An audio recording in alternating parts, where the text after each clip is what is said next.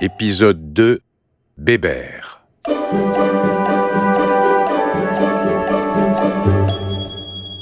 perdu ma Virginie, rien n'égale mon malheur.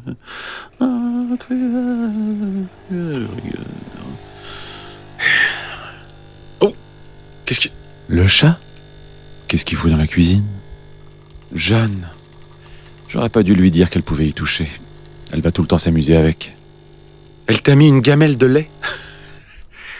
Elle avait peur que tu meures de soif? T'as oublié de lui dire que t'étais immortel maintenant, petit chat? Allez, évier. Désolé, chaton. Je veux plus te voir dans la cuisine, entendu? C'est pas prudent, pas dans nos accords. Je veux bien te garder avec moi, mais il faut être obéissant. Ne pas écouter tout ce que Jeanne raconte. C'est encore une petite fille. Ta place est dans mon bureau, sinon je te rapporte à la brocante. Oh, ne prends pas ton air figé, comme si tu me comprenais pas.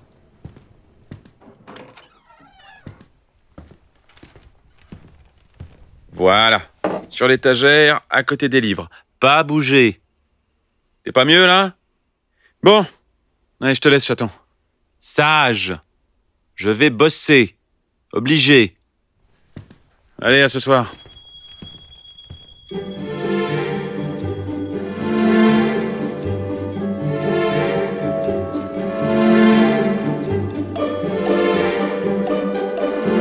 qu'elle n'est qu'une histoire. Et que l'histoire peut être vraie comme elle peut ne pas l'être. La seule vérité qui transpire d'un scénario, c'est le déroulement de l'histoire en elle-même. Il faut savoir jouer sur la conviction des personnes à qui est destiné votre scénario. Gérer son intuition afin de canaliser la croyance des spectateurs sur l'authenticité de l'histoire est une des clés majeures de ce périlleux métier auquel vous vous destinez. Bien, jeunes gens, je vous remercie de votre attention.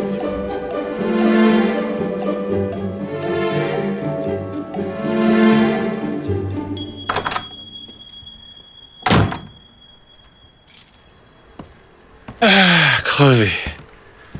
J'en peux plus. Je devrais pas accepter ces ateliers d'écriture. Faut laisser ça aux débutants. Une pizza devant la télé, ça va être trop bon. Faut bien que la vie de célibataire ait ses avantages.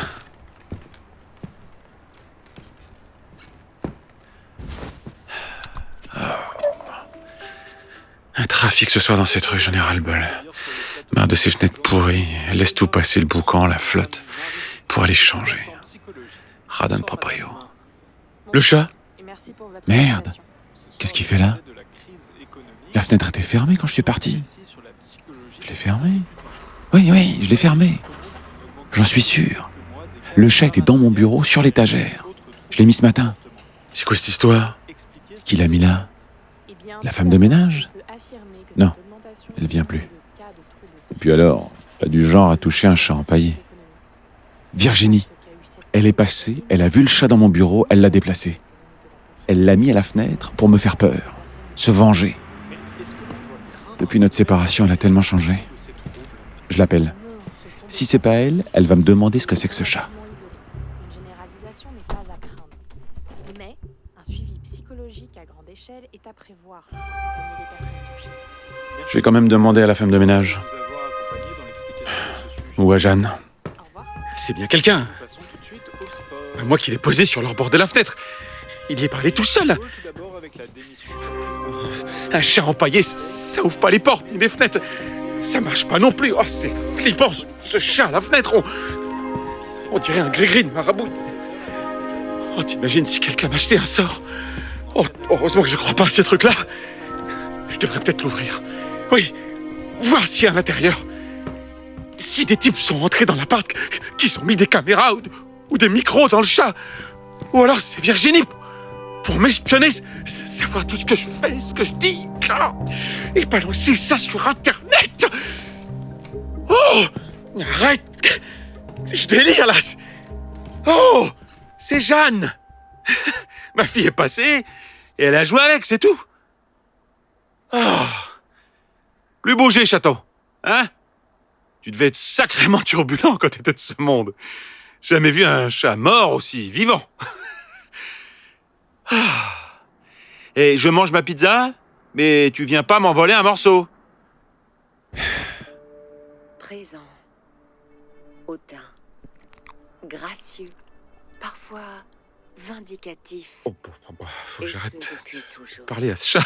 C'est débile. Son poil Ah soyeux, Oh, ça va pas, non? sa démarche Il a bougé, là. ses c'est quoi ce truc de éloquences, malade? le commun entre le Il a remué la matin tête. de campagne ou Je vais me barrer de cet appart. Je savais qu'il se passait un truc pas clair depuis ce matin. Bouge pas! Arrête tes conneries! Je deviens dingue. J'ai pas fumé pourtant. C'est pas la bière quand même. C'est pas possible. On m'a mis un truc dans la bière. Les ordures. Miaou. Oh non! Ils ont mis un chat mécanique! Ah! On dirait un vrai! Oh, c'est un coup de mon frère ou de je sais pas qui veulent me rendre dingue! M'envoyer à l'asile, se débarrasser de moi! Oh! Reste touché! Couché! Arrête! Faut pas avoir peur. C'est pas Bébert qui va te bouffer, hein. Et pas de gens de la maison. Et je sais, ça coince toujours aux entournures, un chat qui jacte au lieu de miauler. Mais miauler aussi, je peux. Y a qu'à demander, hein. Miaou. Miaou. Ça va? T'es rassuré? Pas très causant, hein. J'en ai connu des plus blablabla. Dès qu'ils te lâchent pas pendant des plombes à te parler de la pluie, du beau temps et des cuisses des femmes. Des années que je ferme ma gueule. C'est pas pour qu'on se regarde en chien de faïence. T'es pas mort. Oh, ça fait un bail que j'ai claqué de mon cancer. 1952. Et... T'es empaillé ou t'es... Tous, ils ont cru qu'on m'avait enterré quelque part dans le jardin, à Meudon. Ce qu'il a dit à tout le monde, mon Ferdinand de Maître. Mais se passer de moi, jamais il aurait pu. Comme les 5 doigts de la patte qu'on était, lui et moi. Ou les 4 doigts, ça dépendait des jours et d'où qu'on se plaçait, devant ou derrière. Alors il m'a enlevé tous les mauvais boyaux qui servaient plus à rien à l'intérieur, pour y mettre de la matière qui dure avec le temps. Histoire que je fasse encore du chemin avec lui. Parce qu'on l'appelait docteur. Il savait de quoi c'était fait l'intérieur de Bébert. Comme neuf, il m'a dit. Caché pendant des années dans son bureau. Et il est mort. Pas sûr on plaçait son intérieur comme il l'avait fait avec moi. Ils l'ont emmené. On s'est jamais revu. Mais toi, t'es là maintenant. On va pouvoir s'amuser. Je vais me réveiller, putain, je vais me réveiller. T'es pas content? Si. Si. Bébert. Alors tu parles. Depuis toujours. Et tu marches. Ça, c'est nouveau. C'est revenu, là, avec toi. Mais avant, jamais. Enfin, pas depuis 52. C'est... pas normal. Hein? Tu comprends que c'est pas normal? Je comprends surtout pourquoi on s'arrache pas de tes scénarios. C'est du terre-à-terre dans ta tête, de l'ordinaire, chiant, pas drôle. Tu sais que j'écris? Même mort, même bourré de paille. À l'affût, Bébert. Les oreilles en alerte. Alors, ça galère sec, côté business? Ouais, c'est pas la gloire. On va changer ça. Jamais laisser un écrivain dans le potage. Bébert, il sait y faire. Garantie sur facture. Ne me dis pas que tu sais écrire. Écrire, pas encore, mais ce qu'il faut écrire, comment l'écrire, t'as sonné à la bonne porte. Mon maître ne jurait que par Bébert. Lui et moi, du pareil au même, du kiff, cul et chemise, même patte, même griffe de l'histoire qui déménage et dont on parle, qu'on s'arrache, qui fait date. Ton maître, c'était qui? T'as pas lu Le Voyage? Bébert, le môme, dans Le Voyage. C'est de là que je tiens mon nom. Le voyage au bout de la nuit? T'es le chat de... Bah oui. Le chat de Céline? Non. Les 400 coups qu'on a fait tous les deux. Ah, pas quitter sa gypsière pendant des années. Le vrai style, le grand style, c'était Bébert. La libération du grand écrivain. Sur l'épaule, les genoux, toujours Bébert à lui dire quoi balancer sur ce foutu monde des hommes. Le château l'autre, Nord, Rigaudon. Il avait ta tête à l'époque, comme ça, débraillé, défait, sans le sou. Une ombre. Ah, je l'ai pas laissé se délabrer, le père Ferdinand. Coup de pied au cul. Allez, écris, remue, ciel et terre. Je vais te dire comment dynamiter cette foutue littérature que t'entres dans la légende. T'as pas eu que de la chance, le Goncourt sous le nez, mais avec Bébert, ça va changer. Retour sur scène, ovation, célébration. Je vais te les secouer tellement qu'on ne parlera plus que de toi. Ah, il a pas perdu son temps avec moi, le Ferdinand. Et toi? Alors, prêt à faire confiance à Bébert? Il faut pas répondre. À un chat, on ne répond pas. Il va finir par se taire. Rien dire. Bah alors? Je sors pas souvent de ma réserve, il faut en profiter, sinon je remballe. Et c'est regard fixe, bouche cousue et queue en paille. Je sais pas trop. Eh ben, faut savoir. Je suis pas dans mon assiette ce soir, alors... Je coûte pas cher. Des rognures et de la considération. Qu'est-ce que tu veux qu'on fasse tous les deux? Du cinéma. Et toi? Tu veux faire du cinéma? T'es dans le métier? Oui, je suis... Mais non, t'es pas dans le métier. Fini, râpé, placard. Rien vendu depuis des lustres. Combien de films en 5 ans? Que de rats. Ringard, has-been, t'es qu'un naze. Moi? Ben oui, toi.